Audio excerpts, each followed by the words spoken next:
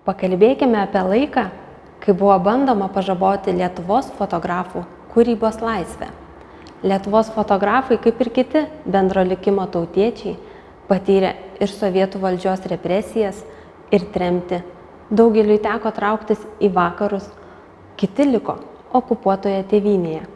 Kiekvienas rinkosi savo kelią ir savo likimą. Povilą Karpavičių šiandien vadiname Lietuvos fotografijos maestro. Tai reiškia, kad jis buvo didis fotografijos meistras ir mokytojas. Po Antro pasaulinio karo fotografas liko gyventi Lietuvoje. Fotografuoti ir dalyvauti parodose jis pradėjo prieš karą, įsijungęs į Lietuvos matininkų ir kultūrtechnikų sąjungos fotosekcijos veiklą. 1936 metais šios organizacijos surengtame fotografijos konkurse jo kūrinys Artojas pelnė pirmąją premiją. Iš pradžių Karpavičius daugiausia kūrė fotoportretus bei gamtos, lietuviškų sodybų, žmonių darbo vaizdus, tačiau netrukus susidomėjo fotografika, specialiais fotografijos apdorojimo būdais, kurie padeda išgauti įvairiausius vaizdo efektus. Dabar tai galima lengvai padaryti vaizdų redagavimo programomis, o tada tai buvo nepaprastai sudėtingas fizikinis ir cheminis procesas, kuriam atlikti reikėjo turėti labai daug žinių ir išmonės. Todėl fotografikos technikomis užsiiminėjo vienetai. Karpavičius buvo žymiausias iš jų. Jis netgi pats 1957 išrado spalvų skyrimo būdą, pavadinta izopolichromija. Dėka šio išradimo jis tapo žinomas visame fotografijos pasaulyje.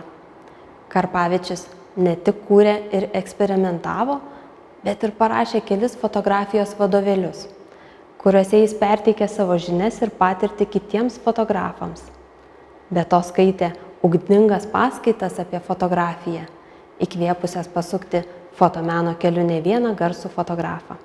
Kadangi gyveno ir kūrė sovietinėje Lietuvoje, savo kūriniuose Karpavičius neišvengė ir ideologinių temų, pagražinto sovietinės tikrovės vaizdavimo, tačiau jam, kaip kūrėjui, svarbiausias tikslas buvo fotografijos meniškumas, jos priartinimas prie dailės grožio.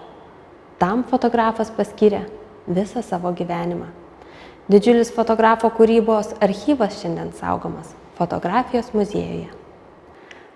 Fotografija vėjas yra vienas iš pirmųjų Karpavičiaus fotografikos bandymų, kuriuos jis pristatė 1939 metais Lietuvos matininkų ir kultūrtechnikų sąjungos vasaros fotografijos konkurse.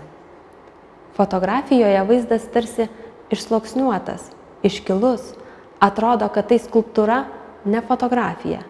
Ši technika taip ir pavadinta – heteroreljefas. Tai reiškia skulptūrinis.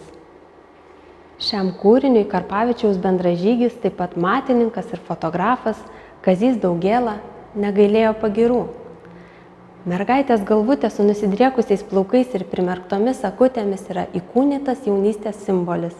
Jaunystės, kuri veržėsi pirmyn, neužsisvajojusi ar susimąsčiusi, bet grynai jausmo vedama, su atvira širdimi.